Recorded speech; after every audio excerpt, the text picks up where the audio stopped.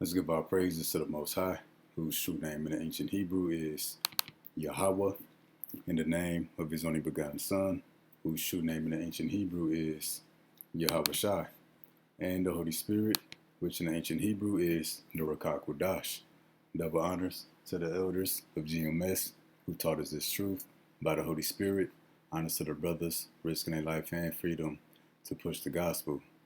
Peace and blessings to the elect, which would be the so-called Negroes, Latinos, and Native Americans who make up the lost 12 tribes of Israel, according to scripture and according to prophecy.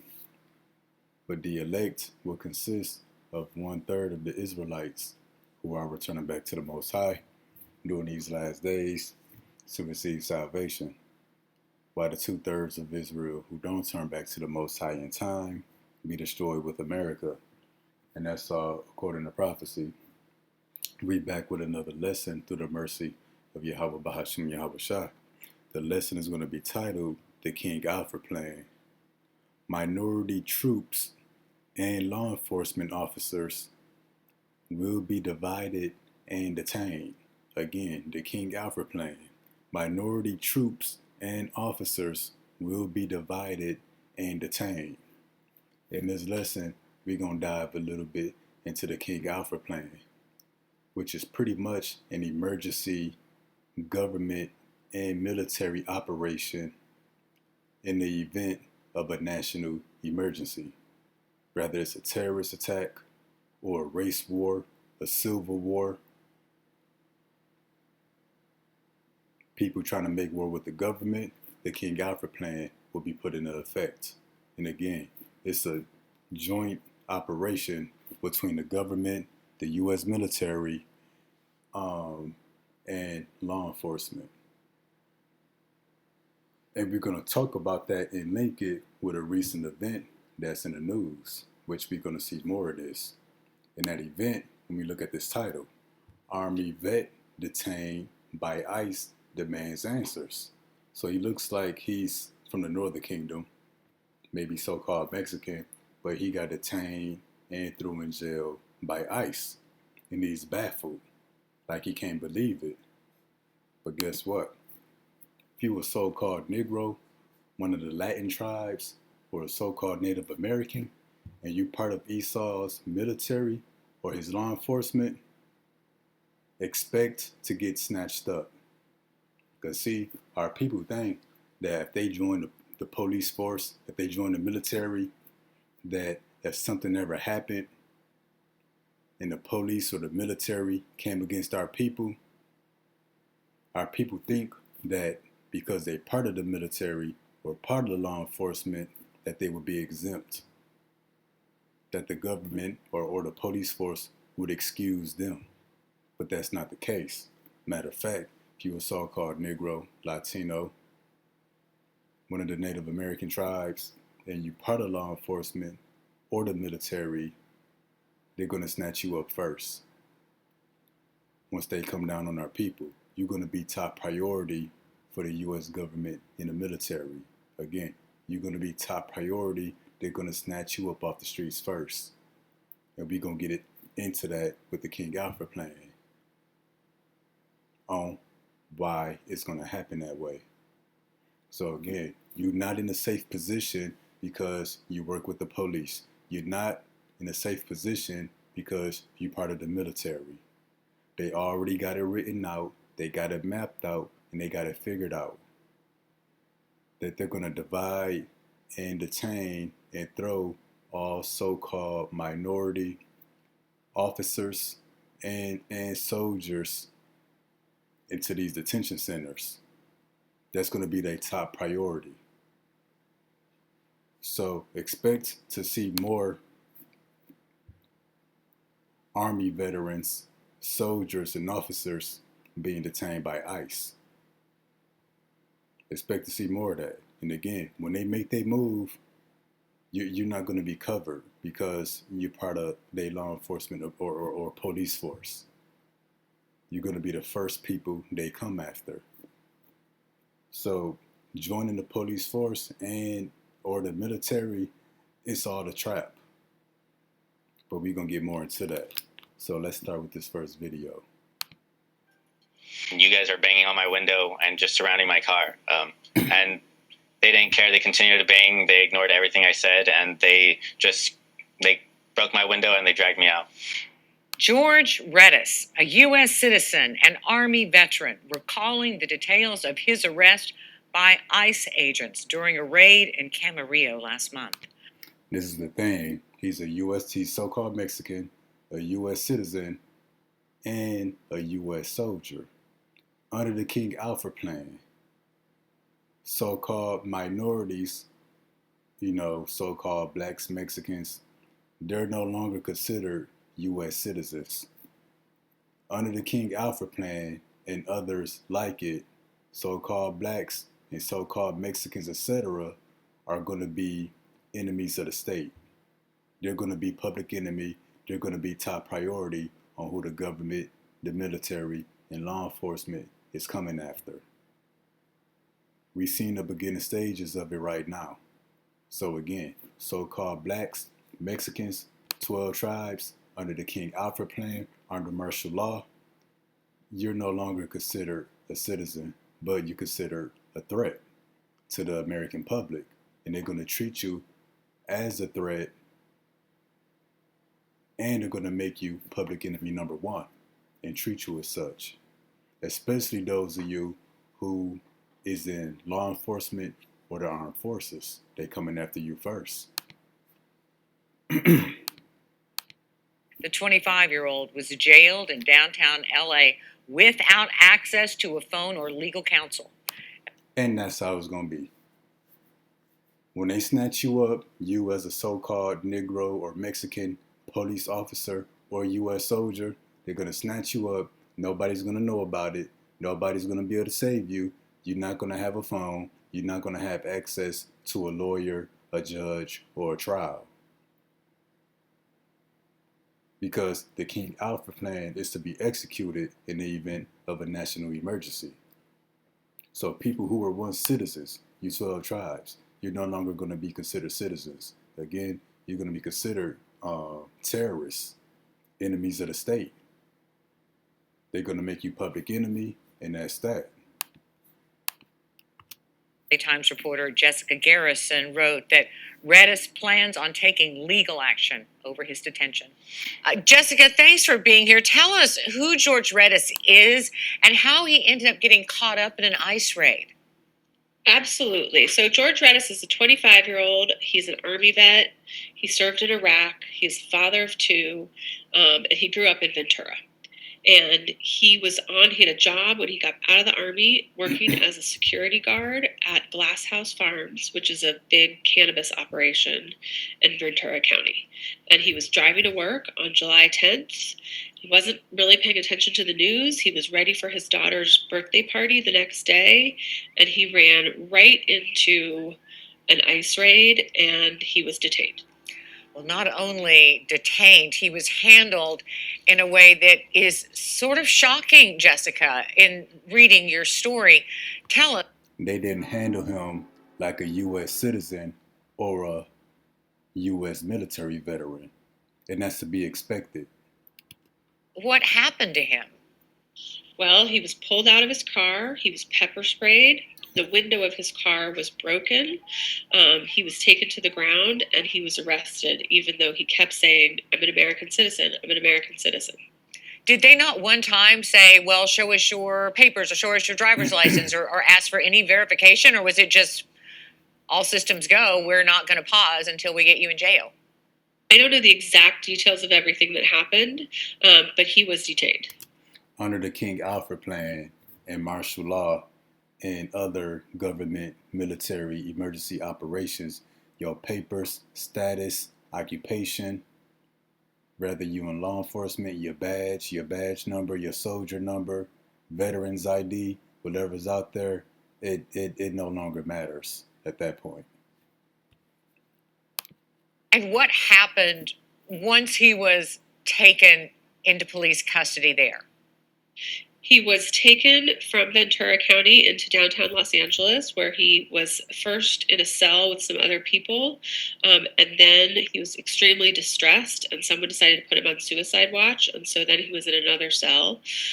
I was in a normal cell the very first night, and Friday morning is when I went on suicide watch, and I was in a cell, and I was on suicide watch from Friday morning to the point where I was released. And meanwhile, his family had absolutely no idea where he was, and they were absolutely panicked, and they were going on local TV news, kind of crying and saying, "We don't know what happened. Where is he?" His wife's been trying to call and ask where he is. They don't know where he is. Apparently, no one associates with nobody. So now we don't know what to do. We're just asking to let my brother go. He's a U.S. citizen. He didn't do anything wrong. He's a veteran disabled citizen. It says it on his card. And he was locked away in a cell without the ability to make a phone call or talk to a lawyer or say anything about where he was or what was happening to him. So he had no rights, although he was a U.S. citizen and a U.S. soldier. But he had no rights. Not only that, they didn't let him wash the pepper spray off of his face or change clothes. He said that that he did not shower, that he still had, pepper spray and same clothes, for days. And you see, he was on suicide watch. And that's going to be a lot of our people. When they own government and military and law enforcement, who they put their life on the line for, who they risk their life for, turn against them. That's what's coming. And you shouldn't be surprised, but that's what's coming. A lot of people going to be upset. So we got the story. So-called Mexican U.S. citizen or Army vet was detained by ICE. And the title of the lesson, the King Alfred plan, minority troops and officers will be divided. Meaning what? They're going to be taken off the street. They're going to be separated from the masses of the people. They're going to be taken from the American public. And they're going to be detained, meaning through in a jail or one of these concentration camps, where they'd be considered no more a threat. No more a threat. But since we got the gist of this story, this is a video I put together some years ago. We're going to listen to it. And I got the document on the King Alfred plan. We're going to read along. Now, here is a timetable for how this plan is to be implemented. Brothers and sisters, I don't know if you can even get your mind. And you heard them that there's a timetable on how the King Alfred plan will be implemented, how they're going to execute it. Now,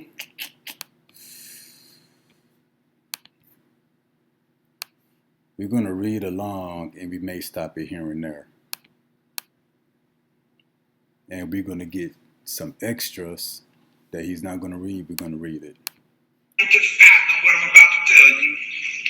But here they have this thing so organized that they actually got it worked out to how they can actually round up, arrest, and detain and incarcerate all of the black people in this country in an 8-hour period.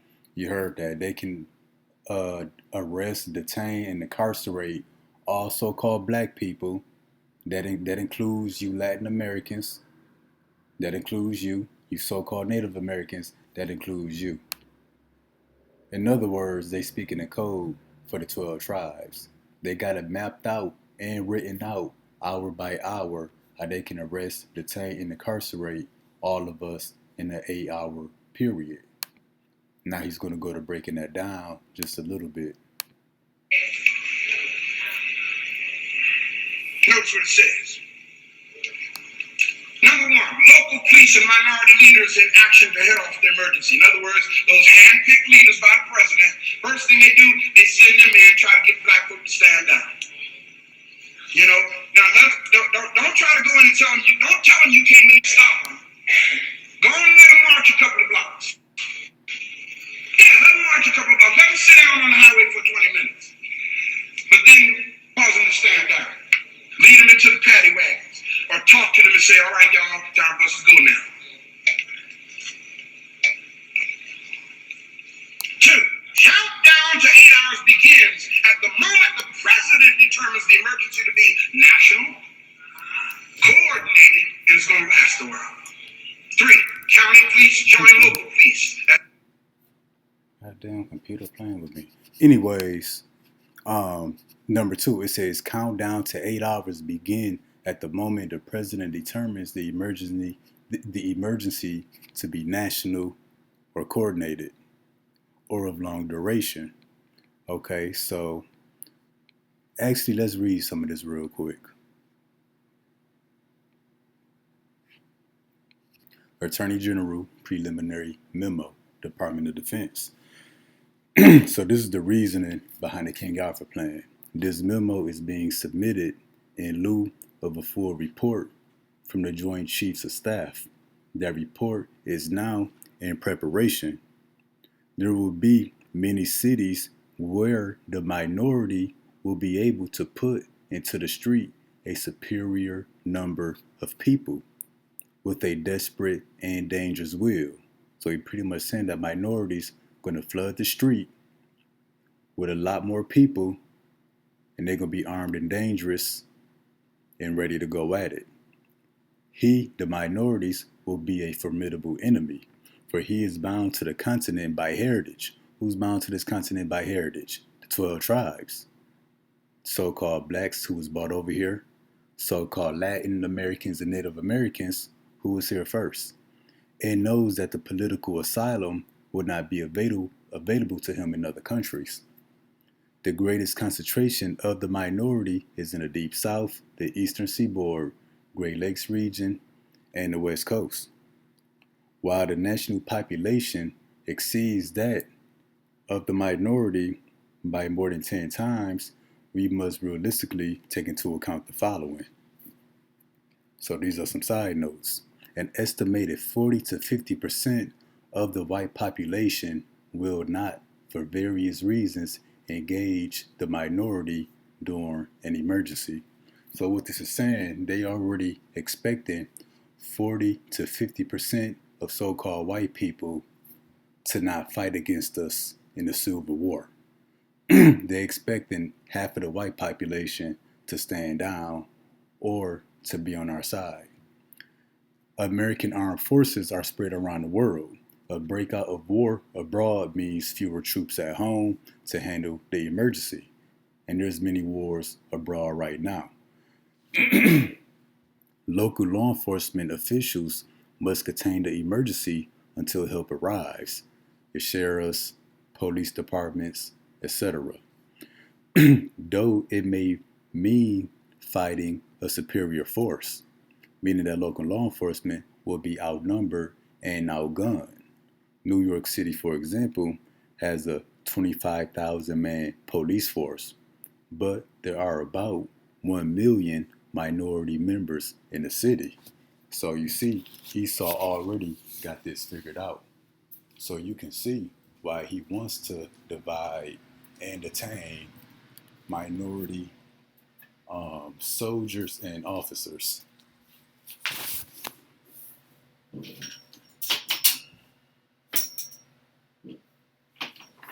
My bad, let's continue. It says, we are confident that the minority will hold any city it took for only a few hours. So they already saying they expect so-called blacks, Mexicans, etc. to take over a city. But they said only for a few hours. Now check this out. We be telling our people, you can't go to war with Esau. His blessing is a sword.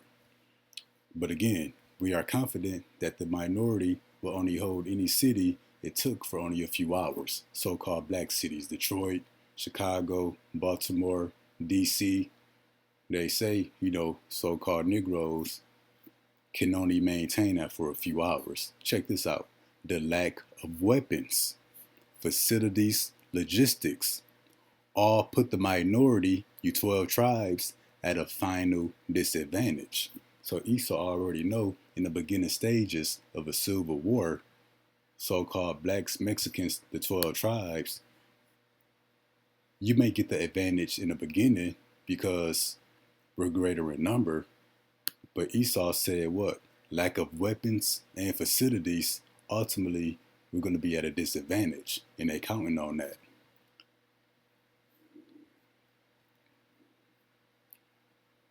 Let me see. Okay, let's continue. Since the Korean War, this department has shifted minority members of the armed forces to areas where combat is most likely to occur, with the aim of eliminating through combat as many combat trained military servicemen as possible. You see that? So you minority members in the armed forces, so-called blacks, Latinos in the armed forces, they got you stationed where a civil war would be most likely to take place. To place you in the most heated situation. Again, where it says where combat is most likely to occur. The bigger cities, the inner cities. That's why we there. And aside from minority armed forces servicemen and women, just the general so-called black and Latino population, where are we at? In the inner cities, where the combat is most likely to occur. It says with the aim of eliminating through combat as many combat trained military minorities as possible. But not only combat trained minorities, but just minorities in general. They know these inner cities, these big cities, are going to be the hot spot. That's where the ghettos at, so-called blacks, Latinos, etc., Puerto Ricans. And they counting on that in the event of a civil war, that we would be wiped out first based off where we're located, in the inner cities, in hopes of also wiping out combat trained military minorities as well. Combat trained law enforcement officers as well. Today, the ratio of minority member combat deaths in Vietnam, where they are serving as advisors, is twice as high as the minority population ratio to the rest of America. Okay, it says below is a timetable for the King Alfred plan. So yeah, we got a little bit into this video already, but now we're going to pick up. Where we left off at is countdown to 8 hours begin as the moment the president determines the emergency to be national, coordinated, or of long duration. So a prolonged conflict, a prolonged problem going on here in America. Now let's continue. 7th hour, 6th hour, state police join county and local police. 5th hour, federal marshals join state, county, and local forces. 4th hour, National Guard units are federalized and held in readiness. Now, down to the 3rd hour now. He read that kind of fast. Let's slow it down. We're going to take it from the 7th hour all the way down to the 4th hour. 7th hour, the county police join the local police. 6th hour, state police join county and local police. 5th hour, federal marshals join state, county, and local forces. So you see law enforcement and the armed forces coming together. 6, National Guards federalized, held in readiness. We already here now, in which you got federal marshals, National Guards working with local law enforcement, like out there in DC. Now we're here. This is the 3rd hour. We're going to let him say it though. Regular armed forces alerted, take up position. Now notice this, I like this part. Minority troops divided and detained. Y'all see this?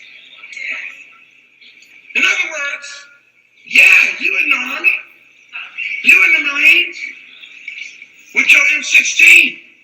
But when the president declares an emergency, we're going to take your M16 from you, even though you done went and got almost gave your life for this country.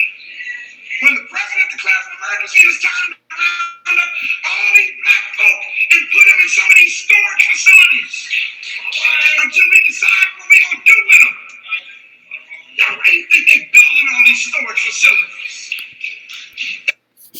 that's the point. After local law enforcement and the national armed forces are already in position, it says minority troops will be divided and detained. So what? Those of you so-called blacks, so-called Mexicans, any of the 12 tribes that's in any branch of the military, the Space Force, the National Guard, the Navy, the Air Force, the Army, the Marines, all the way down to your police force. You're going to be divided and detained. They're going to snatch you up first. You're going to be top priority. Why? Because you have been combat trained to some degree. You could put up a fight and build a resistance against Esau the white man and his military.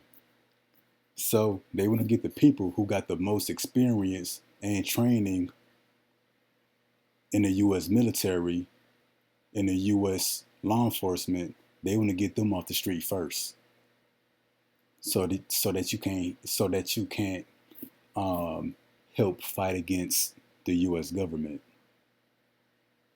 because you in the local law enforcement or part of the military, you know how they operate. You're gonna have an advantage that you can share with the people. So you're gonna be a bigger threat, and they don't want to take the chance of you rebelling against the military or the law enforcement that you once served. So back to the title of this first video, Army vet, the so-called Mexican detained by ICE. You're gonna see a lot more of that. In the event of a national emergency, and that's the thing too. You guys that go to the Army, you got all these guns that you can't even buy in public. You got guns that are considered illegal. So they suspect that you might give other so-called blacks, other so-called Mexicans, these guns and build a resistance against the U.S. government. But they want to make this easy as possible on them. So they got you strategically placed in hot spots throughout America where civil war is most likely to take place, thus trying to eliminate you. And if you're not eliminated, they got it mapped out hour by hour. At a certain point, they're going to come round you up. And then as you go down, it says all minority leaders, major and local, detained. Leaders, it can include people from the Muslims, different religious and Pan-African movements, but we're going to cover that in another lesson. It says president addresses minority on radio television. Yep. Gives it one more hour to end the emergency. So pretty much the government go get on the television and give a warning, and that's going to be your final warning. But before that warning is given, so-called minority troops and officers will be divided and detained. They don't want to risk you, who have experience in military combat training. They don't want to risk you rebelling against the military you once served. Because again, it's a lot of our people in the military. There's a lot of our people in the armed forces. And I just heard a brother mention a number on the lesson earlier that 60% of the armed forces in America come from one of the 12 tribes. So more than half of the U.S. military will be considered so-called Negro, Mexican, etc.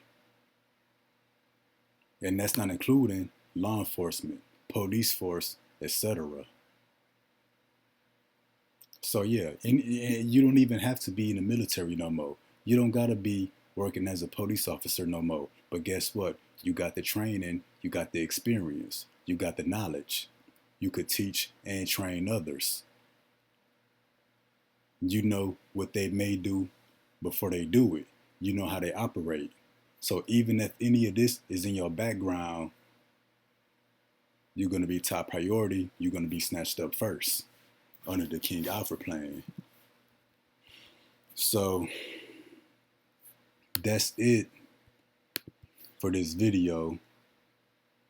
We had covered it. We had covered the rest in more detail in the future lesson. Now I want to get this in the book of Isaiah, chapter 28, verse 15, because you have said we have made a covenant with death. Who is death? Esau, Edom, the so-called white man. When you read Habakkuk 2 and 5, when you read Revelation 11 and 18, he who destroyeth the earth. And with hell are we at agreement? Was hell America? This whole system. This is death. America is hell and the white man is death. What's a covenant, an agreement, a contract? Sort of like a peace treaty. It says, when the overflowing scourge shall pass through, it shall not come unto us. That's how they feel. What's that overflowing scourge? Well, what the scriptures say? Well, in Isaiah 59 and 19, it says, the enemy shall come in like a flood. We'll come back to this later, but again, it says the enemy shall come in like a flood. So going back, that overflowing scourge, that's the enemy coming in like a flood. That's law enforcement and the armed forces sweeping through the streets of America, snatching up people, detaining people, and laying people out. Let's get it from the top. Because you have said we have made a covenant with death, that's the white man, and with hell are we at an agreement. You're a U.S. soldier. When the overflowing scourge shall pass through, it shall not come unto us. So people feel like because they're part of the police force or the armed forces, that if the government ever does something dirty, because they in law enforcement or the armed forces, they feel like they're going to be exempt. They feel like the white man is not going to come after them. For we have made lies our refuge. Under falsehood have we hid ourselves. The lies and the falsehood represents Esau, Edom, the so-called white man in this system. And you think that if you join forces with the white man, if you make a covenant with him, you sign a military contract with him, you take that oath of, to become a police officer, that's that covenant. You feel like you're safe. You feel like now you're going to be hid or protected. You feel like the military that you serve, the police force that you work for, is going to be your refuge. That's not the case. You're going to be top priority. They snatching you up first. This is Isaiah 59 and 19. So shall they fear the name of the Lord from the west, and his glory from the rising of the sun. When the enemy shall come in like a flood, the Spirit of the Lord shall lift up a standard against him. But the point is, at some point, the enemy is coming in like a flood. And people, again, that's part of the military or any kind of law enforcement, they feel like when the overflowing scourge comes through America, it's not going to come to them. They think their family, their house is going to be protected. When the white man and the military and ICE start going door to door, they think because they're in the military or some kind of police force that their house going to be skipped over. That's not the case. Your house is going to be the first house they come to. So let's read 15 again and take this down to 18. Because you have said we have made a covenant with death, that's the white man, and with hell, which is America, are we at agreement. You took an oath, you signed some kind of contract. When the overflowing scourge shall pass through thee, that's the enemy coming in like a flood. It shall not come unto us. For we have made lies our refuge, and under falsehood have we hid ourselves.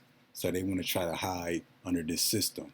They want to hide under law enforcement, under the military. That's why they joined it. It says, in your covenant with death, your oath, your contracts, your agreements shall be disannulled. Meaning what is going to be canceled. Under martial law, under the King Alfred plan, and others like it, whatever paperwork you signed with the white man, whatever oath you took, whatever contracts, agreements y'all signed, you can cancel all of that.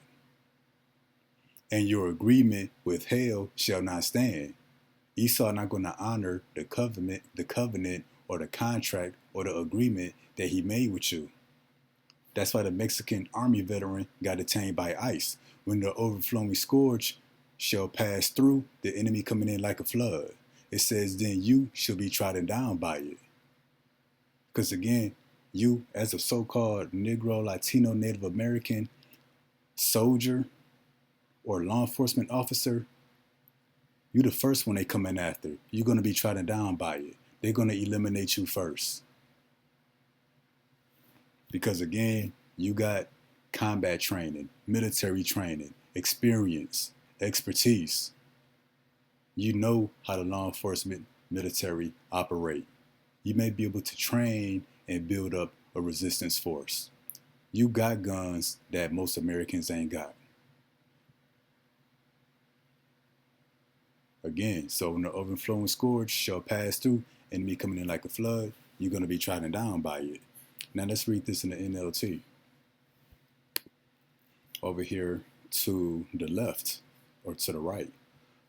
I will cancel the bargain you made to cheat death. Yup. And I will overturn your deal to dodge the grave. And that's another reason why people join the police force or the military. They feel like if they're part of it, they're going to be protected by it. They got the saying in the world, if you can't beat them, join them. That's the mindset behind a lot of our people when they join Esau's law enforcement or military.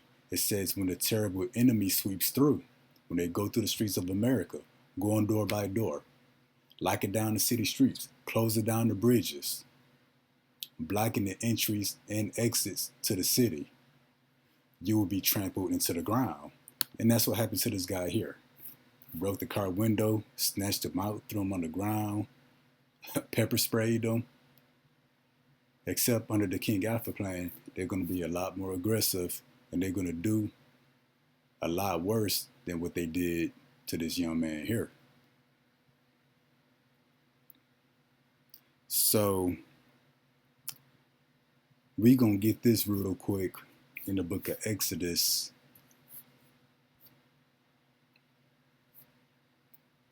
We're going to get 8 through 10 real quick. Now, Exodus 1 and 8. Now there arose a new king over Egypt, which knew not Joseph. And he said unto his people, behold, the people of the children of Israel are more and mightier than we. That's the case today. So-called Negroes, Mexicans, all the way down to the Native Americans, we are more and mightier than the so-called white man today. In terms of numbers, population, we make up the majority of his military. It says, come now, let us deal wisely with them, lest they multiply, and when it come to pass, that when there falleth out any war, they join also into our enemies and fight against us. And that's the fear here. We more and mightier in them. Esau the white man has made a bunch of enemies. So-called Japanese. Don't forget how they nuked Japan, China. Don't forget we had a trade war, a tariff war against China. Not to mention they both fighting over Taiwan. So-called Middle East, what America's been doing to them for years. The Palestinians, the Arabs, etc. So they feel like after fall without any war, there's any kind of rebellion, uprising, civil war in America, they worry that the 12 tribes may join America's enemies. That's what they're worried about. That's why it goes on to say, when there fall about any war, they join also into our enemies and fight against us. So Esau's fear is that so-called Negroes gonna team up with all of the Chinese over here. So-called Mexicans gonna team up with all of the so-called Middle Easterns and Arabs and Palestinians over here. So-called Native Americans gonna team up with the Japanese. That's what they fear. It says, so get them up out of the land. And that's why they want to mass deport our people. But we're going to get this more in depth in the future lesson. But showing that Esau is thinking ahead. Now, we'll get that later. We're going to continue to the book of Sirach, chapter 12. We're going to start at verse 8. A friend cannot be known in prosperity. So yeah, when America was prospering, when America was doing good, when the military was doing good, the white man was cool with you. It says, and an enemy cannot be hidden in adversity. So the event of a civil war or any kind of emergency here in America, your enemy is going to show himself. Esau, the white man, is going to show himself. In the prosperity of a man, enemies will be grieved. But in his adversity, even a friend will depart. Esau, the white man, is going through it. So he's counting his friends and counting his enemies. This is the point. Never trust thine enemy. For like as iron rusteth, so is his wickedness. So never trust your enemy. Going back to Isaiah chapter 28. No matter what kind of covenant you made, no matter what kind of agreement you made, what kind of oath you took, no matter what contract you signed or what agreement you made with Esau, the white man in America, never trust thine enemy. Like as iron rusteth, so is his wickedness. Iron is going to rust eventually. Esau, the white man, is going to show that he's the wicked eventually. This is verse 16. An enemy speaketh sweetly with his lips, but in his heart he imagineth how to throw thee into a pit. He will weep with his eyes, but if he find opportunity, he will not be satisfied with blood. So yeah, Esau the white man, he's going to speak sweet things with his lips. Yeah, he's going to get you to make that oath, to be sworn in to the police force. He's going to get you to sign that contract to be part of the Navy or the Marines. He got all kind of benefits for you, all kind of cool things you'll have access to. It says, but in his heart, he imagineth how to throw thee into a pit. Yeah, you get benefits up front, joining the police force, joining the military. But at the end of that, when America falls apart, you're going to be the first people they come after. You and your families. Y'all best of friends while everything is good. But in the event of a civil war or some kind of sedition that takes place in America, he's going to treat you like his number one enemy. He imagined how to throw thee into a pit. So this is all a ploy to get you into these detention centers. Because he knew when he signed you up for the military that eventually there would be a civil war. And you signing your name on that contract to be part of the military, he's already expecting and knowing that he has to come after you first. Esau already know all of this from start to finish, beginning to end. So when he starts snatching up you Negro and Mexican soldiers and officers, it's not going to be random. It's not going to be something he decided on the fly. He knew it would come to this at some point one day. He knew it would come to this, but you never knew. And we telling you that what it's going to come to. So, I'm not missing anything. That's the lesson. Minority troops and officers will be divided and detained first. Lord willing, that was informative and edifying. Till next time, Shalom.